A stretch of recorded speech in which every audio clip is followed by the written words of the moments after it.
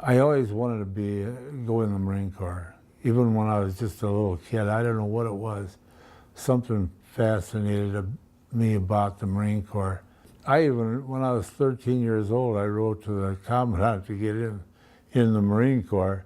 He told me to forget it for a few years. But when I was 17, I got my parents' permission.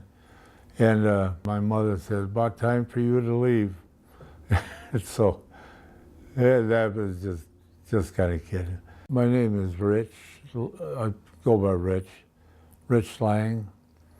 I went to St. Joe grade school, high school, lived in this area all my life, between 15th and Martha and Deer Park Boulevard. I'm a South Omaha boy. I always wanted to be a Marine, I wanted to be a fireman, and I wanted to play pro ball. I didn't know how I was going to get all this in, but I ended up doing everything that I wanted to do. I went in December of '43.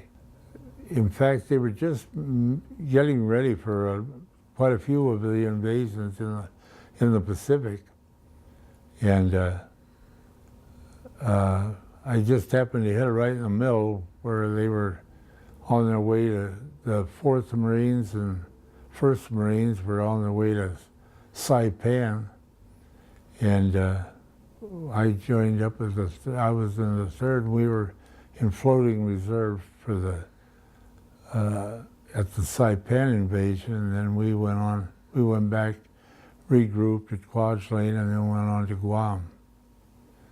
And that's where I was hit, on Guam. Well, it was kind of a funny day. The night before, we were dug in around a slough, a water slough, and all night they kept us awake, and we didn't get much sleep. They were running things through the water there, and we'd hear it, and we didn't get much sleep that night, but they never attacked or anything. And then the next day, the company moved out, and we moved farther in the jungle, and we were putting outposts around the company, and there was one fellow that was selected to go, and there were three of us that went out on the outpost, and we'd been out there maybe about 15, 20 minutes when we were right by a big tree, and it was kind of jungle all around us, but we had been, the three of us, each went on a side. All of a sudden, the fellow on my right, the Marine on my right, he stooped over and he was going to hand me a papaya, and he says, "Try this, Rich," and he got hit. And as he got hit, he fell back, and right away I tried to crawl over to him and help him, and I didn't know where he got hit or anything, but then I tried to crawl over, and as soon as I tried to crawl over, I got hit in the knee. And I knew they had us. I knew we were in a lot of trouble.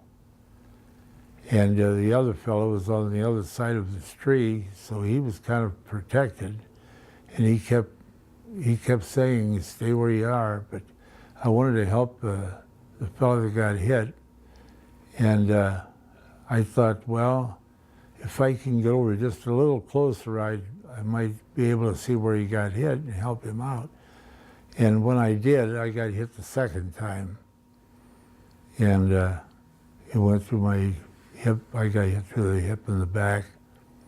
And anyway, then I just laid back and played dead. But I kept my rifle right where I could grab it. And everything just stopped for a minute, and then I could hear them, they were hollering. The other fella that never got hit or anything, he was hollering for corpsman and help. And it was a matter of minutes, just a matter of minutes. Our company just dispersed. They were all over that place. And they got him. Then Brock picked me up and took me back to the CP there, and they gave me a couple of transfusions. Following that, they put us in a Jeep, and I was on the bottom, and the other fellow, they tied him in on the top. And our toe tags, they must have got crisscrossed when they put us in the Jeep. That's how I was reported as killed in action. They got them mixed up there. So we were headed for the back to the beach where the general area was that we'd been brought in. It was down in the canyon. And on the way back, the fellow on top, he got hit again, and if it hadn't been for that, I might have gotten hit. And he got hit up around above the waist. His name was McDonald, but you know, I tried to get a hold of I wanted to get some information. I wanted to see his parents or something when I came back, and I never had the luck of doing that. I really wish I could have. I know they would have liked to know how he died.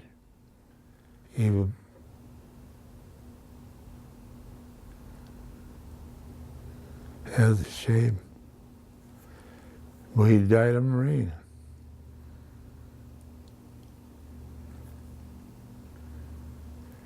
But he got hit through the neck. He was dead when he got hit. My folks were notified that I had been killed in action. And finally it caught up with me, and when we got to in Oakland, they told me I should call home right away, that I was reported killed in action, they found out. So my dad answered the phone and he says, "Oh, I knew they couldn't kill you." Boy, big surprise. He was probably wishing I was over there. But then I went to San Diego and Balboa Hospital, the Navy Hospital in San Diego, and then later transferred to Great Lakes. And I was up at Great Lakes until I was discharged. And they fit me with braces and things like that. And I had a couple operations up there. Iwo Jima. That was in February. I missed that by a couple months. If I hadn't gotten hit when I did, I'd have been on Iwo Jima. Because my outfit landed there and they were decimated.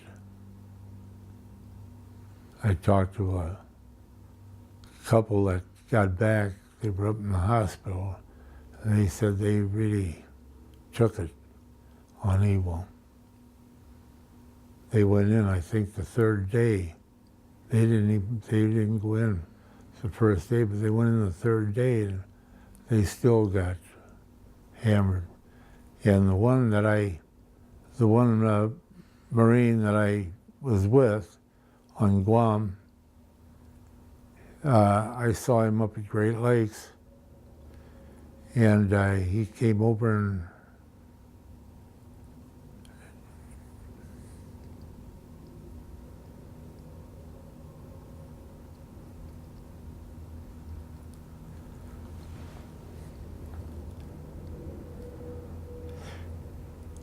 he told me his twin brother got killed on Iwo. And I had met him.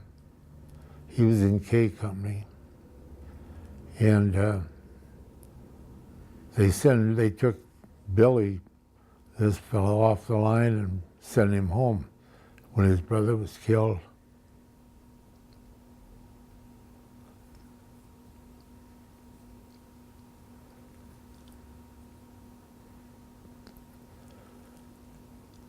That's tough. He was young too, he was about 18. He and his brother were both Marines.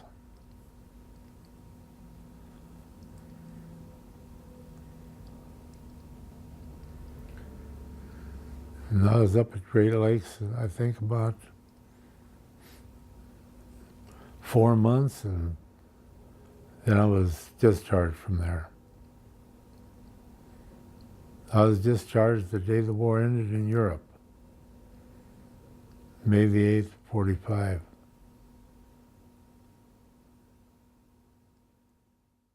Yeah, you always feel, whenever you hear about a Marine getting killed, it's always part of you. Even in Iraq, Afghanistan, no matter where. That feeling is always going to be there. We're close.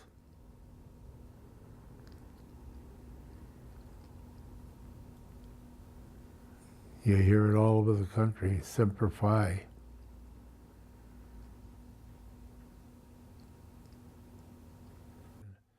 And then I went in 47, while I was going to school at Creighton, and I went to down south with another fellow that I met here, Bob Sweet. He's, I believe, going on the trip. And we went down and tried out for Brooklyn's Brooklyn's baseball camp down there at Pensacola, Florida. And I went on to play a season down in Mississippi. But so I got into the baseball. My legs kind of bothered me a lot. So I had to kind of get out of that. And then I came back and I was playing ball out of town. Then I thought I'd go to Omaha U and change my degree, and I'd go for teaching and coaching. Well, when I got to Omaha U, here I ran into my lieutenant that was with me when I got shot on Guam. And he helped me get on he suggested it and then helped me get on the fire department. That was 1951.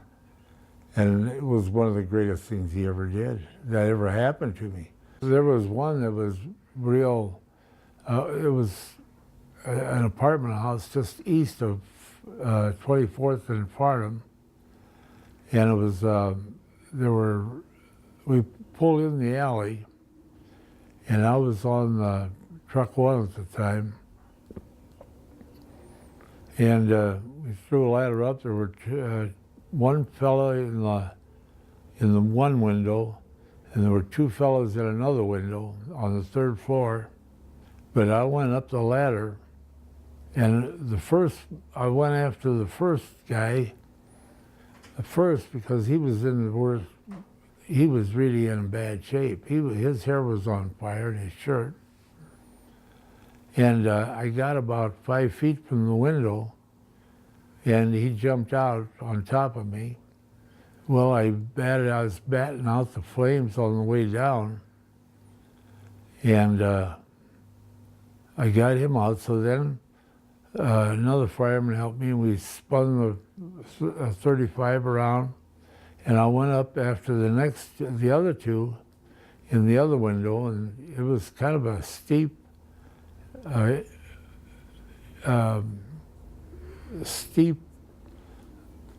position for the ladder, but I went up, and I couldn't fall backwards anyway because there wasn't room.